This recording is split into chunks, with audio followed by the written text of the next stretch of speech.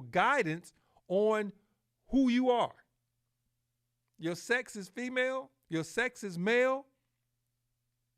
So the corresponding character, the corresponding name or construct that you get with a male is boy. The corresponding construct that you get with female is girl. So that is a construct, but it corresponds to the sex that you are. It's a construct. How it's being used today, I don't agree with, and I think it's incorrect. So as a female, you have certain biological things that males don't have, and vice versa.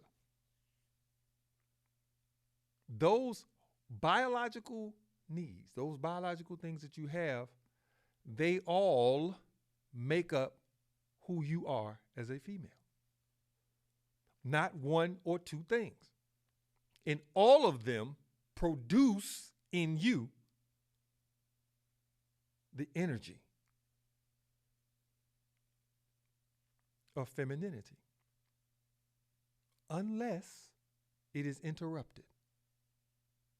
Just like the male. A male will grow up with masculine tendencies according to who he is if it is not interrupted. Female will grow up with feminine tendencies if it is not interrupted. Feminine tendencies, I don't necessarily mean for a female that she would be more dainty or anything like that, or a male would be more macho. I don't mean that. I don't mean that. But as a man, as a male, our society does or used to have encouragements for who a boy or what a boy is and how that boy is supposed to perform and be. Female, same thing. And some have come out in these years, these recent years, or last couple of decades, to say, no. Because what has happened is the thing about being a boy in our society had gotten so toxic that to teach a boy certain things like, boys, you don't cry. Boy, your man don't cry. I mean, that's toxic. So that's like, we shouldn't be taught that. And I agree. There are things that we should be taught still that correspond to who we are by nature. There are encouragements that we still should get.